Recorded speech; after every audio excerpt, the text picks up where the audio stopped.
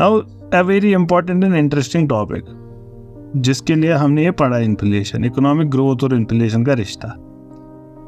Economic growth जब हम बात करते हैं, see notice the term, we do not say development, we said growth. Economic growth is usually increase in income, national income, जिसको synonymously हम GDP growth के साथ यूज करते हैं। तो जीडीपी ग्रोथ की इसीलिए हर जगह बात होती है, अर्नब भी इसी के बारे में बात करता है, डिबेट भी इसी पे होता है शाम को न्यूज चैनल पे कि जीडीपी इज नॉट ग्रोइंग या GDP is growing. And what is inflation? Inflation is growth of general price level. ठीक, ये दोनों चीजें हैं।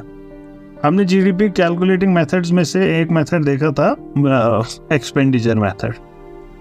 ये डिमांड साइड बताता है जीडीपी की। So GDP according to this method would be consumption expenditure, लोगों ने क्या एक्सपेंडिचर किया for consumption, households ने investment expenditure, investment is what? Addition to the stock of capital, ये करते हैं businesses वगैरह कैपिटल गुड्स पे जो उन्होंने खर्चा किया। फिर है गवर्नमेंट का expenditure, and then there is net exports. अब हिंदुस्तान के केस में net exports are negative, so this does not bother us more because India is not a big exporting country. It's more of an importing country. So three terms remain for us. Let's try to look at all the three terms separately. Now this is very interesting. इसको समझना आसान भी है, समझना कोई मुश्किल नहीं है। Now let's look at this consumption expenditure वाला aspect. If consumption expenditure increases, your GDP is increasing, right? If people are consuming more, that means your GDP is increasing. So if GDP growth is induced by consumption as well, इसका मतलब ये हुआ। Now, why would consumption increase? Consumption would increase when people's income increase. उतने ही income में वो ज़्यादा consume थोड़ी कर पाएंगे, इनकम बढ़ गई है तभी ज़्यादा कंज्यूम कर पाए। And increase in income, what does it mean? It means increase in demand. होगा ना? So demand में हमने देखा demand leads to increase in price. Demand increase in price में एंड नहीं होगा। तो डिमांड आपके पास 10 ही रुपए थे, आप खाते थे एक तुझ, अब आपके पास 10,000 रुपए है, अब आप जाते हो खयाम और खाते हो 10 तुझे। ठीक, तो डिमांड बढ़ गई ना आपकी इनकम की वजह से। So as income increases, demand increases. So what does that mean? That means consumption increases, inflation also increases. Okay, so we can say consumption-led growth is inflationary. Okay, that's one part of it. Now let's look at the investment expenditure. Now if investment is increasing, GDP would increase, provided the other two remain constant. See? Yeah, investment is increasing comparing to the decrease of the other two. See, वो ज़्यादा है उसका increase. In whatever case, if investment is increasing, what does that also mean? That means consumption would increase because when companies increase investment in capital, करेंगे क्या? उसका अचार डालेंगे, workers higher करेंगे उसको चलाने के लिए, वर्कर्स की तनख्वाह बढ़ेगी, so more income, more expenditure, more consumption. So investment also leads to consumption, and then again the same track, consumption leads to demand, demand leads to inflation. So even investment leads to inflation. Now look at the third one, government expenditure. Government expenditure करेगी किस पे? मास पे करेगी तो अपनी ही दुनिया में। क्या करेगी किस पे? या तो कैपिटल एक्सपेंडिचर करेगी या तो लोगों को पैसा देगी, यही तो करेगी ना, और क्या कर सकती है? तो फिर से वही हो गया, consumption would increase and finally inflation. So what does that tell you? That whenever GDP growth is induced by demand side of GDP, inflation is also induced. There is our problem. GDP growth is good. We want that. ये चाहिए, ये करो. This is what we want. Inflation, we also want to 3%, but if it increases beyond it, we don't want it. So there is one thing is good, another thing is good or bad. So there is a conflict between two things. So this is called inflation growth conflict. Why? Because growth is good, while inflation may or may not be good. Now, a lower inflation is good for economy because, like I have described in the earlier sessions, that it gives incentive to the producers to produce more, and it also incentivizes consumers to consume, not to save everything. Now, higher inflation would hurt. It would hurt more so the poor consumers. उनको तो और भी ज़्यादा hurt करेगा. Poorer ones. And India has a lot of poor population. तो यहाँ पे it would be disastrous. Or for all third world countries. So, what is to be done in such cases? अभी तो पहले हमारा ये conclusion हम देखेंगे what is to be done in such cases. Our conclusion here is that consumption-led growth is inflationary. And an example of this economy is India. India is a consumption-led economy. Now, if I is increasing, the investment part of the equation is increasing. तो उसको कहते हैं investment-led economy. वो भी demand side ही है, लेकिन वो Japanese economy इसका example, investment-led economy. लेकिन investment के बावजूद वहाँ GDP growth is low. C plus I plus G plus N, वहाँ investment बढ़ रहा है, तब भी GDP growth कम है. The consumption is falling. Constant अगर हो तो तब बढ़ती ही. Consumption is falling. Now, why is consumption falling? Why would consumption fall? Why would consumption fall?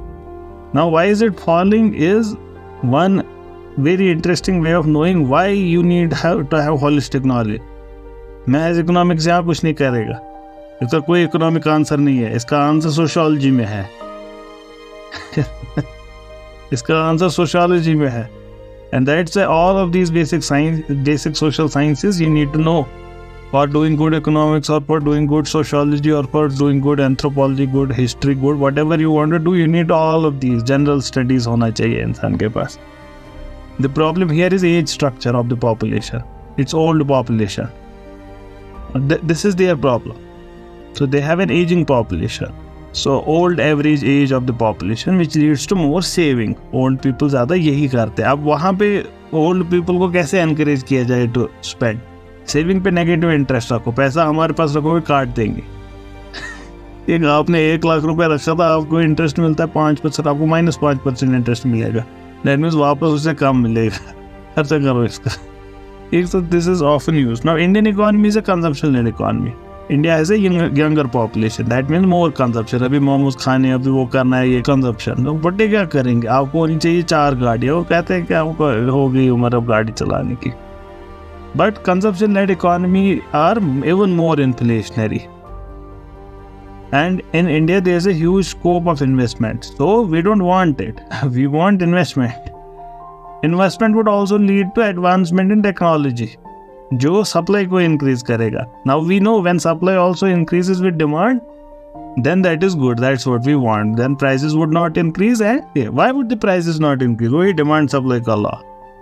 In the increase of supply, this would lead to decrease in cost. But since demand is also increasing, तो वो थोड़ा सा बढ़ता है, equilibrium थोड़ा सा बढ़ता है, थोड़े से costs overall बढ़ते ही हैं. Because we want that ना, 3% तक हमको चाहिए. So, which is good for producer, तो वो हम चाहते हैं. Now, this brings us to a very interesting part of the discussion. What if these are falling? हमने these are increasing की बात की. What if C or I or government expenditure, all of these are falling? तब क्या करें? हाँ? Now think about it. If consumption is falling, if investment is falling, कैसे बचाए इकोनॉमी को according to this equation? C plus G plus I. Government को expenditure अपना बढ़ाना चाहिए अगर इकोनॉमी बुरी कर रही है. अब उसमें भी कैविएट्स हैं, क्योंकि उसमें भी सरदर्दियाँ 10 तरीके की, लाएगी कहाँ से पैसा, ये सारी चीज़ें देखनी होती हैं. टैक्सेशन अगर बढ़ाएंगे तो वो तो लोगों के हाथ से पैसा ले लिया, तो लोग क्या कंजप्शन करेंगे. टैक्सेशन बढ़ाना नहीं है फायदा उस time. There are such examples like slowdown. Slowdown is decrease in GDP growth rate. GDP is growing, but the rate of growth is decreasing. If this is kind of precursor to bad times to come. Now see, India was in a slowdown before COVID. Before COVID, India was in a slowdown. That there is a recession. Recession is negative growth rate, but not of one quarter, in 2 successive quarters. अगर 2 successive quarter में negative growth rate हुई, that is called economy is now in recession. तो एक quarter में negative हुई, अभी नहीं बोलेंगे रिसेशन में है, अगले क्वार्टर में भी हुई तब बोलेंगे रिसेशन में है economy. India has never faced recession until 2020. That was India's first recession in history. Now, high inflation, that's self-explanatory. ये crisis situation क्यों है economy में? What is the solution to these problems? This is where it gets interesting. Now, what are the options to deal with this situation? पहले तो to start with, इस situation के साथ deal करने के लिए options क्या है? दो चीजें कर सकते हैं, या तो फिस्कल पॉलिसी को ट्वीक करेंगे या तो मॉनेटरी पॉलिसी को ट्वीक करेंगे। What are these two terms? Fiscal policy ये रेफर करता है गवर्नमेंट का एक्सपेंडिचर और रेवेन्यू, वो अपने रेवेन्यू में ट्वीक करे या अपने एक्सपेंडिचर में ट्वीक करे। एक रेवेन्यू मतलब पैसा आना, एक्सपेंडिचर मतलब पैसा जाना, खर्च करना। सो रेवेन्यू इज लाइक योर तनख्वाह is your revenue and your खर्चा इज योर एक्सपेंडिचर। ठीक, now this is called fiscal policy. Now fiscal policy, monetary policy will say after this. जो मैंने ऑलरेडी बताया वो मनी सप्लाई के साथ डील करता है। अभी फिस्कल पॉलिसी जो है इसको गवर्नमेंट दो तरीके की अडॉप्ट कर सकता है। हम अभी नहीं बात कर रहे कि करनी क्या चाहिए, ऑप्शंस क्या हैं ये देख रहे हैं। एक होती है फिस्कल पॉलिसी जिसको कहते हैं एक्सपेंशनरी फिस्कल पॉलिसी, एक को कहते हैं contractionary fiscal policy. Expansionary fiscal policy मतलब गवर्नमेंट निकल चुकी है खुले सांड की तरह मैदान में, अब वो खर्चा करेगी। That means expansionary fiscal policy में government is tending to increase expenditure with respect to revenue, वो अपना खर्चा बढ़ा रही है। कॉन्ट्रैक्शनरी इसका ऑपोजिट हुआ, it is contracting, government is contracting itself. So what does that mean? It is tending to decrease expenditure with respect to revenue. Now what would happen when government does expansionary policy? जब government ज्यादा खर्चा कर रही है, that means either consumption would increase or investment would increase. When C and I increase, growth happens, but growth with inflation. अगर contractionary policy करेगी तो consumption would decrease, investment would decrease, fall in GDP and fall in inflation. So if your economy is growing at 20%, and your inflation is also 10%. What is a bigger problem at this point? At this point, inflation is a bigger problem. So what do we want to control? We want to control inflation. But we can, because economy is going at 20%, which is very huge. We would be happy at 10, 8, we are happy. So we can have contractionary monetary policy so that हाँ growth भी थोड़ी सी कम हो जाएगी, लेकिन inflation कम से कम हाथ में आ जाएगी. But why would a government still not do it? Because it is politically not good. Government अगर एक्सपेंडिचर खत्म करेगी तो ज़्यादा कहाँ है वो खर्चा? गवर्नमेंट करती किस पे खर्चा? मोमोज खाने पे नहीं ना करती है, सड़कें बनाती है, social security, MNREGA scheme, Beti Padhao, लोगों को घर, यही सारे खर्चे हैं गवर्नमेंट के, वो उसी में काम करेगी। तो politically not good, MSP हटाएगी। So these are politically not good decisions. So when government needs expansionary model, they are happy. Yes, ये करो, ये करना है हमको. So you would see just before elections, governments having expansionary policy. Yeah. So that also tells you when expansionary policy, it should be followed when there is a slowdown or a recession with low inflation. अगर inflation high है तभी अच्छा solution नहीं है, क्योंकि inflation को और बढ़ाएगा. And contractionary, जब inflation main problem है, जब growth is not a problem, तब इसको follow करना चाहिए। तो ये जो एक्सपेंशनरी पॉलिसी है इसमें it makes government look good, जैसे कोविड के दौरान गवर्नमेंट ने किया, and governments usually want this, ये चाहिए, ये करो। Okay, now monetary policy, this is the second tool that is available. This refers to money supply को रेगुलेट करना। मनी सप्लाई मतलब पैसा कितना है इकोनॉमी में ना, मनी और उसका भी डिमांड सप्लाई कर्व को ही फॉलो करता है। मनी भी, पैसा भी डिमांड सप्लाई कर्व को ही फॉलो करता है। पैसे का डिमांड कितना, अब देखो पैसा अगर प्रोडक्ट से ज़्यादा है, अगर इकोनॉमी में प्रोडक्ट कम है, पैसा ज़्यादा है, तो पैसे की value with respect to product कम है, तो inflation, there is more money in the economy than there is product. इसको ऐसे देखो, say for example one product was available in the market, you and another person want to buy it. Your income is 10 rupees. His income is 20 rupees. If this is one product available, for how much would it sell? 20 नहीं, ये 11 रुपए का बिकेगा. Because the seller also wants, the purchaser also wants to pay the lowest. See?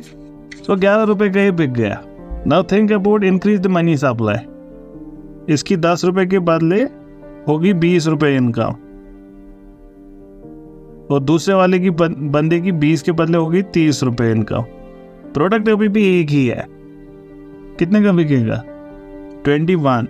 So earlier 11 रुपए was worth one product. Now 21 रुपए is worth one product. तो money की worth गिरी कि बढ़ी? गिरी. So high money supply leads to inflation. Cost भी increase होना, 21 रुपए का हो गया वो. मनी की वर्थ भी गिरी. मनी की वर्थ गिरना हो गया इन्फ्लेशन. उसी को इन्फ्लेशन कहेंगे ना. और तम शिवन 10 रुपये 27 रुपये, दैट मीन पैसे की वर्थ गिर गई है.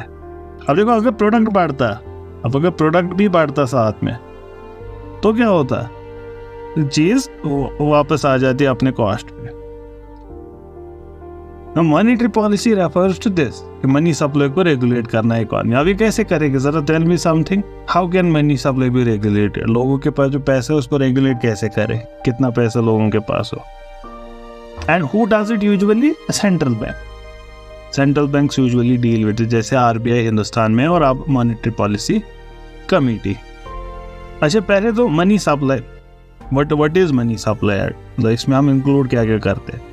मनी सप्लाई में this refers to the money that is with public, and public share means everyone except government and banks. अगर गवर्नमेंट और बैंक को भी इंक्लूड किया तब तो पैसा हमेशा ही रहेगा सप्लाई में ही. Public includes here government and bank excluded. ठीक, बाकी तो उनके पास पैसा. अब इसमें एक और आपने लिक्विड एसेट सुना होगा. Liquid asset is a medium of exchange, money etcetera, currency, demand deposits. और demand deposits are that part of bank deposits जो आप कभी भी निकाल सकते हो ऑन डिमांड. जो आपके अकाउंट में पैसा पड़ा है वो डिमांड डिपॉजिट है. आप अभी एटीएम जाओगे, निकालोगे पैसा, so you can demand it any time and take it. But there are other term deposits etcetera. For example, आपने एक एफडी खोल रखा है, वो नहीं निकाल सकते मजाक में, गए एटीएम और निकाला नहीं.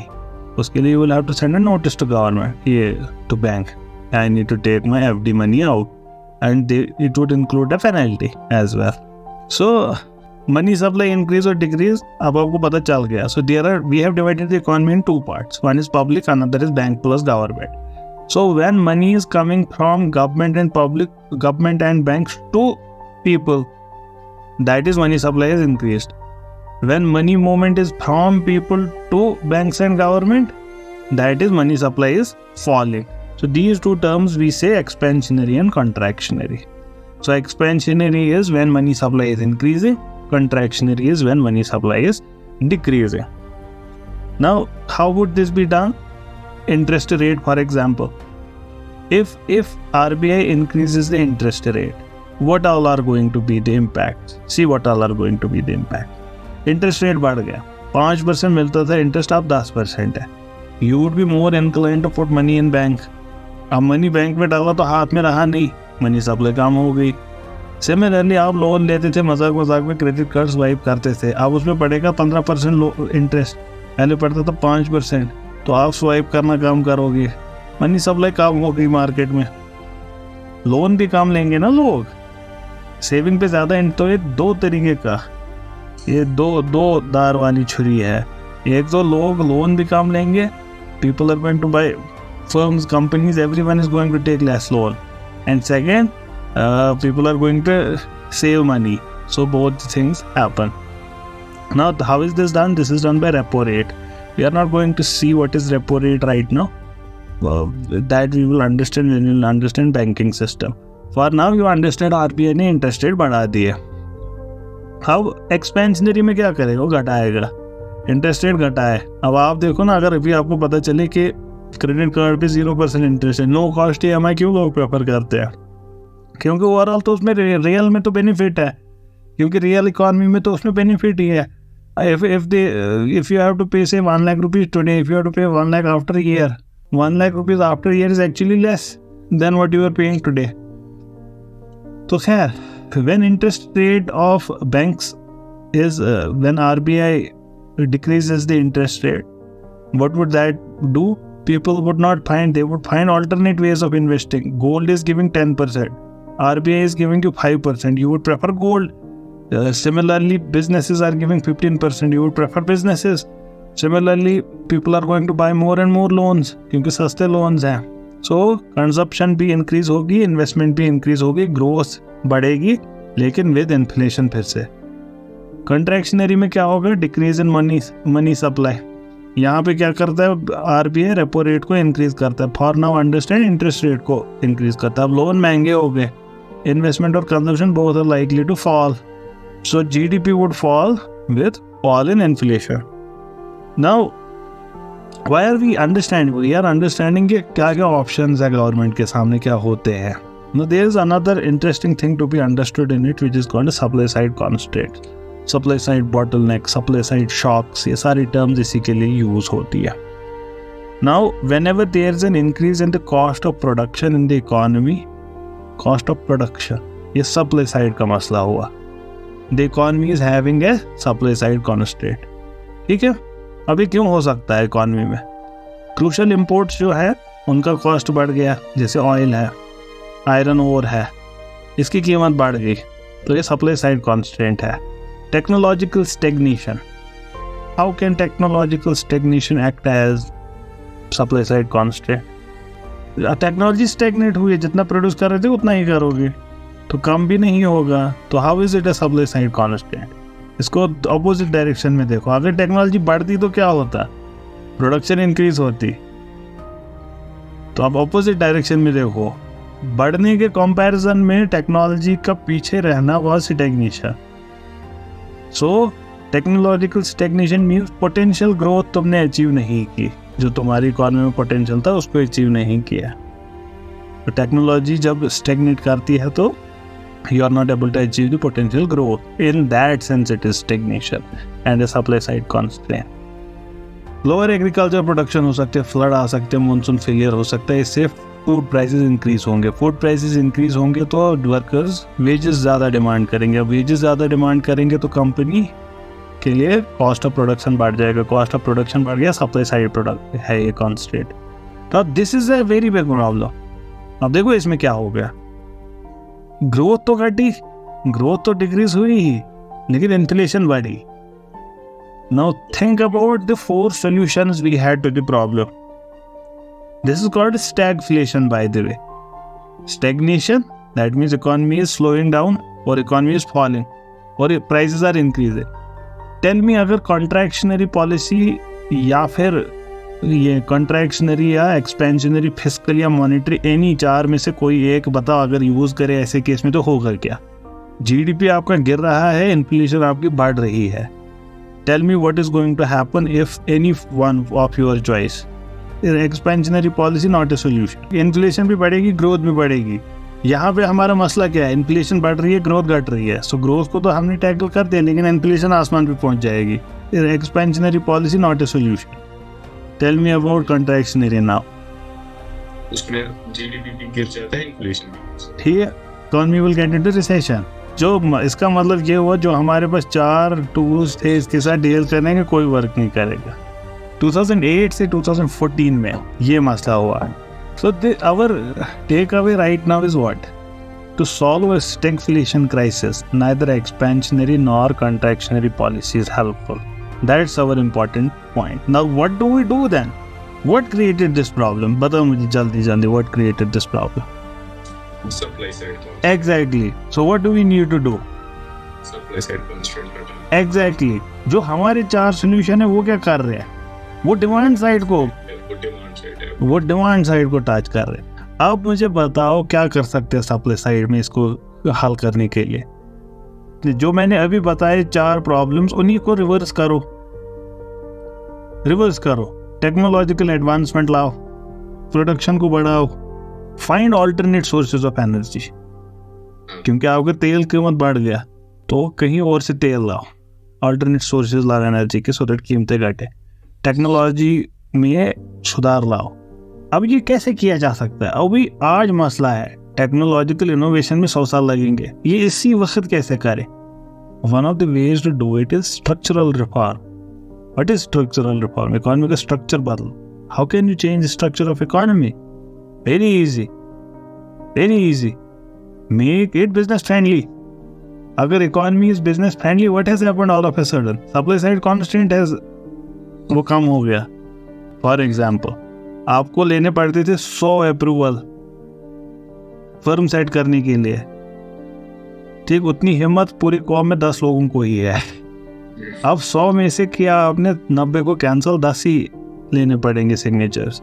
इतनी हिम्मत 100 के पास है। सप्लाई साइड कांस्टेंट कम हो गया। So even regulatory regime is a supply side constant, जिसको वो ease of doing business, exactly, जिसको ईज ऑफ डूइंग बिजनेस कहते हैं। So increase ease of doing business. Now this is a very simple solution for a supply side constant. Trade barriers को हटाओ। खैर, so technological reforms across economic sectors, finding domestic reserves of crude oil, for example, because for importing economies this is a very huge price. Educate mining, finding renewable energy, focus on agricultural growth, ये सारी चीज़ है। Stagflation सबसे पहले 1970s में एक important economic मसला बन गई। 1970s में क्या हुआ था? OPEC crisis. What caused OPEC crisis? योम किपर वॉर, इजराइल के साथ वॉर हुआ।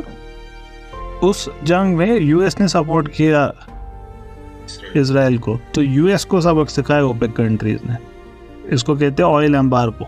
नहीं बेचेंगे तेल तुमको, जाओ करो क्या करना है। 3 गुना कीमतें बढ़ी, यूएस घुटनों पे आ गया था। This is when the issue took place.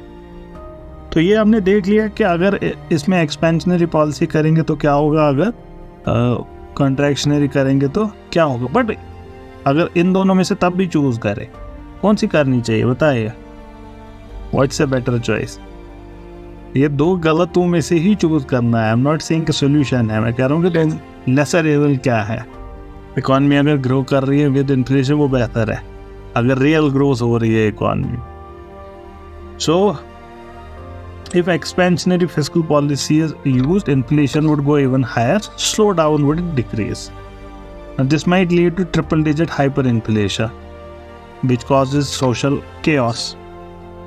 Contractionary policies is even worse, because it would bring down inflation, but the problem is, it would create inflation from another side. Cost to push inflation this time. Cost to push inflation हमने इससे पहले देखी है, कैसे होगी cost push inflation contractionary policy से? चीज़ों की कीमतें नहीं बढ़ेंगी। So contractionary policy is even worse. Why? Because it won't bring inflation down, ये उसको भी नहीं कम करेगा। नाउ दिस इंडियन केस 2008 से 2014 तक जो हुआ था, हुआ क्या 2008 से 2014 में? पहले तो क्रूड ऑयल के प्राइसेस बढ़ गए, आयरन ओर है, कोल है, उनके प्राइसेस भी बढ़ रहे थे। और उनका रीज़न क्या था? वो तो हिंदुस्तान खुद प्रोड्यूस करता है, उसमें क्या दिक्कत थी, और दुनिया भर के रिजर्व्स हैं। See how policies also matter. Now पहले तो there was lack of transparency, और उस वक्त वो हुआ था जिसको कोल गेट कहते हैं, स्कैम। इलीगल माइनिंग चल रही थी ना। देखो इलीगल माइनिंग से क्या होता है, इलीगल माइनिंग से सप्लाईज बढ़ गई, ठीक, तो market has adopted to that supply rate. ठीक, सुप्रीम कोर्ट ने इलीगल माइनिंग पे बैन लगाया, सप्लाई घट गई, तो scarcity of coal because illegal mining was stop. उससे पहले 3 साल पहले 2005 और 6 में हिंदुस्तान में एग्रीकल्चर फेल हुआ था, और उसका इफेक्ट दिखाना शुरू हुआ 2008 के आसपास। अब 2014 में क्या डिफरेंट हुआ फिर कि India came out of stagflation. वही स्टैगफ्लेशन से निकलने का solution always is supply side पे कुछ हुआ होगा। इंटरनेशनल ऑयल प्राइसेस क्रैश हुए, तो सप्लाई साइड कांस्टेंट हट गया ना हिंदुस्तान के लिए, ऑयल प्राइसेस कम हो गए, सप्लाई साइड कांस्टेंट खत्म हो गया। This lowered prices and then simultaneously educate mining and वो भी स्टार्ट हो चुकी थी। So the possible solution to this problem is supply side policies को ठीक करना है, स्ट्रक्चरल रिफॉर्म्स लाने हैं। इसमें role of RBI, you understand it now कि आरबीआई इसमें क्या कर सकता है। इन्फ्लेशन के टाइम में आरबीआई इंटरेस्ट रेट्स को लोअर करेगा, व्हेन इन्फ्लेशन इज फॉलिंग, तो उस वक्त आरबीआई इंटरेस्ट रेट्स को लोअर करेगा। लोग लेस इंटरेस्ट मिलेगा डिपॉजिट पे, तो वो लोग उसको खर्च करना शुरू करेंगे और people would be incentivised to take loans. Loan करके करेंगे क्या, उसको खर्च ही करेंगे। So this triggers spending and increases the demand. तो इसी का opposite rising inflation के टाइम पे करेगा। अब few tidbits terms here and there, ये फिर से concept से आगे यूज होंगे। Phillips curve, very interesting, very interesting Phillips curve। ये Phillips curve ग्राफ होता है, फिर से graphical representation। ये unemployment rate और inflation इनके बीच में रिलेशन बताता है और ये बड़ा इंटरेस्टिंग है। ये आपका इंट्यूशन क्या रहा होगा, नहीं ऐसा होता है, लेकिन ये बताता है कि नहीं उल्टा होता है। A.W. फिलिप्स एक इकोनॉमिस्ट थे, उनके नाम पे इसका नाम रखा गया। उन्होंने ही ये रिलेशन को फर्स्ट टाइम ऑब्जर्व किया था 1950s में।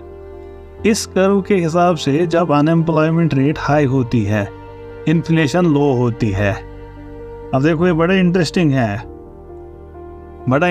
इसका मतलब क्या हुआ, जब अनएम्प्लॉयमेंट रेट कम होगी, इन्फ्लेशन ज़्यादा होगी। दैट मीन्स अगर गवर्नमेंट सबको जॉब, अगर इकॉनमी में सबके पास जॉब है तो कीमतें बढ़ेंगी। You should understand the economics, why would that happen.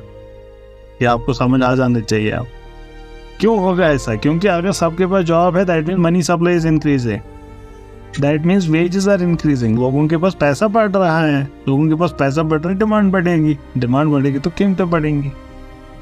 So there's a trade-off between inflation and employment as well. अब पता चल रहा होगा, थोड़ा नरमी आने शुरू हो चुकी होगी अंदर कि हर एक चीज में लगाते हैं हम मारेंगे, ये करेंगे वो करेंगे, तो भी थोड़ा तो तबीयत ठीक हो रही होगी, नरमी आ रही होगी। ये इल्म से होता है। लोगों के पास पैसा ही नहीं है, एक अनएम्प्लॉयड पैसे तो वो। दूसरा तरीका सप्लाई साइड जरा देखो, लोग अनएम्प्लॉयड है, टोटल अनएम्प्लॉयड है। मैं एक कंपनी हूँ, लोगों को सैलरी ज्यादा देनी पड़ेगी या कम देनी पड़ेगी? कम देनी पड़ेगी। तो मेरा सप्लाई साइड क्या है, कीमत कम है मेरी, तो मैं ज्यादा प्रोड्यूस करूंगा या कम ही प्रोड्यूस करूंगा कम कीमत पे, क्योंकि मेरा प्रोडक्शन कॉस्ट कम हुआ ना, क्योंकि मुझे कम तनख्वाह देनी पड़ रही। हाँ, because more people are willing, demand for job is more, supply of labour is high, तो cost of labour would be low. Cost of labor is low. For me as a firm, the product cost is less now. I would increase the supply. Increase supply, decrease cost. So if everyone is employed, next employer मुझे भी चाहिए बंदा employ करने के लिए, वो ज़्यादा पैसा मांगेगा, तो मेरे लिए इनपुट कॉस्ट बढ़ गया, कीमत बढ़ेगी चीज़ की। अब आपको ये हो गया सप्लाई साइड। डिमांड साइड में भी दुगना वार करता है। डिमांड साइड में क्या होगा, सब एम्प्लॉयड, सबके पास पैसा है, सब ज्यादा खर्च करेंगे, सब ज्यादा डिमांड करेंगे। There is another which is called bottleneck inflation. कोई नई तोप नहीं है, ये वही है जो इससे पहले देखा है, या अचानक से हुआ, इसीलिए इसको बॉटलनेक कहते हैं। We have hit a bottleneck. Bottleneck होता है ना टाइट, तो ये वैसे है, सिंपल एज दैट। जैसे कोविड के टाइम पे लॉकडाउन हुआ अचानक, what is that? That's a bottleneck situation. Demonetisation, bottleneck situation, उसको बॉटलनेक इन्फ्लेशन कहते हैं। Now there is very interesting another concept called shrinkflation. Phenomena आपने देखा है। देखो इकोनॉमिक्स में अब बिहेवियरल इकोनॉमिक्स भी पढ़ी जाती है। वाई? क्योंकि बिहेवियर भी बहुत ज़रूरी है देखना जनता का। Behaviour also impact lot of things. अगर आप टर्न्स आउट साइकोलॉजी में, अगर आप मंच की कीमत 5 रुपए से 10 करोगे, सेल्स फॉल, आपके लिए वो मंच अब 5 में प्रोड्यूस हो नहीं सकता। It is not profitable for you to sell it at 5। तो if you sell it at 10, sales fall और आप नुकसान में चले जाते हो। But if you decrease the size of Munch chocolate, keep it for 5 rupees, people buy जितना वो अभी तक खरीद रहे थे, तो आपका तो फायदा ही हुआ तब भी, क्योंकि अब आपने बेची कम चीज़। This is called shrinkflation. So this is a term made of shrinking and inflation। तो कीमत तो बड़ी है, ₹5 में आपको 100 ग्राम मिलता था, अब ₹5 में 80 ग्राम मिलता है. Size of product is decreased while maintaining its cost. So this is also called package downsizing. So absolute price per gram is increasing, but जो यूनिट का प्राइस है वो डिक्रीज. अब इसके ड्रॉबैक्स क्या है? श्रिंकफ्लेशन के it can have negative impact on customer sentiment. जब उसको लगता है कि ये तो मेरे साथ धोखा हो रहा है, so leads to loss of trust and confidence. And the bigger problem from an economy's perspective is इस इन्फ्लेशन को चेक करना मुश्किल है, इस इन्फ्लेशन को मेजर करना मुश्किल है. प्राइस चेंजेस को ही देखकर इन्फ्लेशन चेक की जाती है, प्राइस तो सेम है, तो प्राइस पॉइंट बिकम मिसलीडिंग, क्योंकि product size can not always be considered जब आप बास्केट ऑफ गुड्स को कंसिडर कर रहे होते हो. On that note we conclude. If anyone has anything to ask तो प्लीज डू दैट.